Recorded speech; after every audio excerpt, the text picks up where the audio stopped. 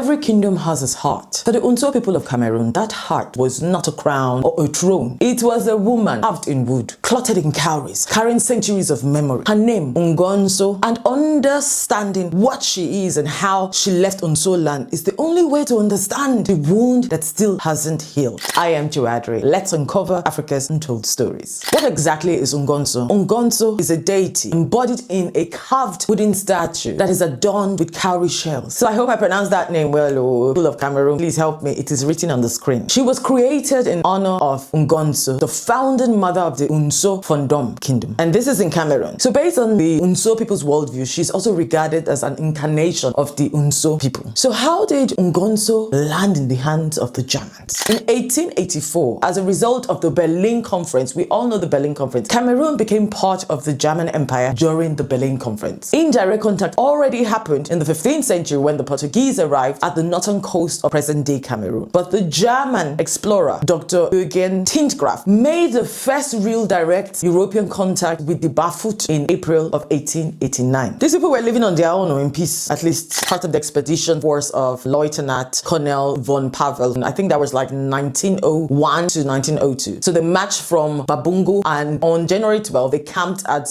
where they received the gift of a ram from the fawn. Now, these people are so accommodating, hospitality top-notch. Lieutenant von Pavel even noted that the first contact with the Ngonnso people of Banso was so friendly, but how the things turned sour. According to a line of oral tradition, it was suspected that the reason for later hostilities against the Ngonnso people by German forces is based on a long-standing practice by the Ngonnso warriors that involved keeping the skulls of defeated war enemies as trophies. So when the Germans were invited into Ngonnso Mangyong, that's like a warrior lodge, what did they see? They got in there and they saw these many skulls hanging on rails, and then they assumed that the Ngonnso people were cannibals. Share your thoughts on this. Let me know what part of this history you know. Elaborate on it. Drop your comments beneath. Even though you go to someone's house and you see this thing, still does not give you that audacity to react the way that the Germans reacted. They walked into the warriors lodge, saw the skulls hanging on the rails, and without context, without trying to even understand what's happening, jumped into the worst conclusion. Oh my God, these people are cannibals. But here's the real debate. Was it the fear that pushed them towards violence, or was it just an excuse that they needed? Because in Europe, they were already dividing the lands of Africa. And let's not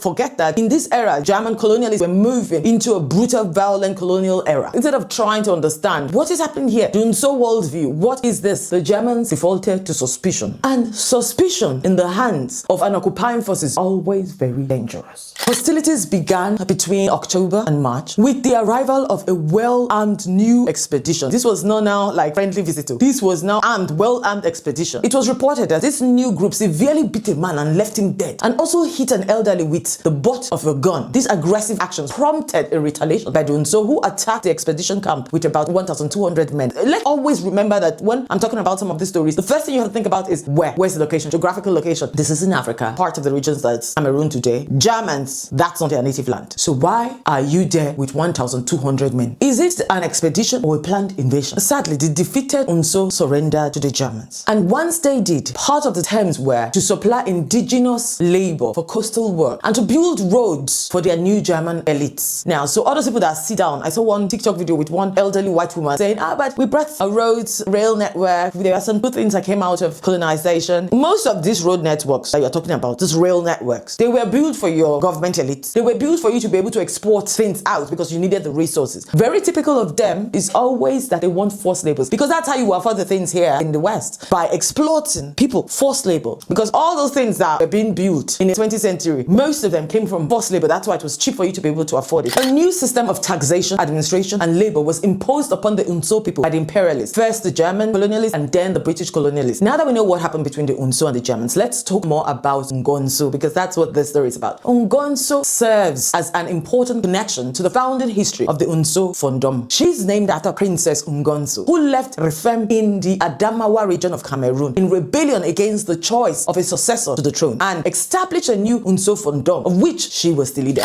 As a deity, Ngonnso is also central to the spiritual life of the Ngonnso people. Several rituals are organized around her to ensure the community survival and livelihood. So the stories that are told about Ngonnso are instrumental for passing on historical knowledge, cultural practices, spiritual practices from one Ngonnso generation to the next. Things took a darker turn when turmoil erupted within the Ngonnso palace. During this period of tension, the fawn mysteriously disappeared disappeared from the palace. Some accounts suggested, oh, he fled for safety. Others say he was taken or, forced into hiding. Whatever the real cause is, one thing is clear. With the palace leader gone, the heart of Ngonnso authority was left unprotected. This absence created the perfect opening for the German forces to act without restraint, setting the stage for what came next. In the absence of the von Pavel, that Lieutenant von Pavel and his military unit did the next best thing that came to their mind. Trust them now. They undertook a mass looting of spiritual and cultural treasures. This is the playbook in that era, right? Including Ngonnso. And they didn't stop there. They went ahead and destroyed the palace by burning it down to the ground. This is like a playbook. Where did they take Ngonnso to? In 1903, the deity was donated to the Prussian Cultural Heritage Foundation in Berlin. I'm always getting crazy when I hear this donation. Germany, all these donations that happen in the West. Treasures being taken, looted, stolen. I'm just trying to imagine the situation. You steal it, you package it, and you donate it. A goodwill gesture, right? Well, it was donated by Lieutenant von Pavel, who claimed that the deity was a gift to him from the von of Ngonnso. You need to lie to conceal a theft now. And that word donated is also the founding structure of extreme capitalism. In a future video, I will explain, but you got to remind me because I will forget. There's so much lined up in 2026. In my opinion, as the von was not even present. You remember we said he was hiding or he was captured, but the seat was vacant. Now, that Ngonnso is in Berlin right now. What happened to her people? Since Ngonnso is significant to most aspects of the Ngonnso people's life, her removal had a great impact on various levels. Because without the spiritual protection of Ngonnso, the Ngonnso people's well-being became disrupted. You can say, no, it's superstitious. How does it protect? That is not your business. This is a belief system that certain people have created. And belief systems only work when a group of community believe in it, right? That was their belief system. And the removal, the theft of this Ngonnso caused a disruption. Many of them were adopted, brutalized, forced into unjust labor practices, and even killed for their resistance to colonial rule. Because one thing we must always remember, there was resistance to colonial rule. There were many. Coupled with the looting of treasures and the burning of the palace, went on to have multiple social economic impacts that are still somehow being faced by the communities today. The Ngonnso people could also no longer perform the rituals and the cultural practices that were enacted through or with Ngonnso, leaving a major spiritual and cultural vacuum in their lives. When Ngonnso was dislodged from the Ngonnso palace, the community had no idea where she was taken to. In 1974, Ngonnso community member Bongaso Tanla Kishani, that name, it is on the screen right now, encountered Ngonnso on display at the Ethnological Museum in Dahlem while he was a student in Germany. So he went back, reported this information to the leaders of the Ngonnso Fondom, who took it upon themselves to seek a return. So just imagine, decades later, you're just working in Germany, or you just look out in one museum and you see your treasure. Of course, you will tell your community. Now, in 2019, following growing public criticism, particularly from African diasporic communities that are resident in Germany, regarding German silence around its violent colonial past and the continued repercussions, the German contact point for objects from colonial context initiative was established. That's step one. So this happened in 2019. That's why it's so important to continue telling the story so that we can really build and get our structures, our practices, the belief systems, the objects, the history, the stories, reconnect them back to the African earth. The objective of this initiative was to facilitate dialogues and negotiations between communities of origin who were seeking restitution and the museums that held their belongings or remains. I still say remains because there are so many instances where the remains of human beings are still kept in museums or in the dungeons of the museums. It is through this forum that the Ngonnso community was brought into conversations with the museum stakeholders of the Humboldt Forum, finally giving the Ngonnso community a platform to express the significance of Ngonnso to them and the implications of continuing to keep her away from the Ngonnso land. Wow, that's really terrible. You have to even justify your existence, justify the things that belong to you, justify why they're important to you so that you be heard, right? So the next year, Sylvie Njobati, an Ngonnso community member and activist, leveraged this moment to open and create an active dialogue to launch the Bring Back Ngonnso campaign. This hashtag Bring Back Ngonnso campaign was added to social media posts, so the German stakeholders who were implicated in the holding of Ngonnso were also tagged in the post. The global attention that the campaign received put pressure on the German museum officials to respond to the ongoing demand for the return of the Ngonnso. This is 2025 and Ngonnso has it been returned? Although a date is yet to be set, plans are underway for the Ngonnso to be returned. That's what our research tells us. The Fund of Ngonnso continues to prepare for the return of the Ngonnso by establishing the local Ngonnso restitution committee. So our hands are crossed and we are waiting. I'm Joedri, and that was another episode of Africa's Untold Stories.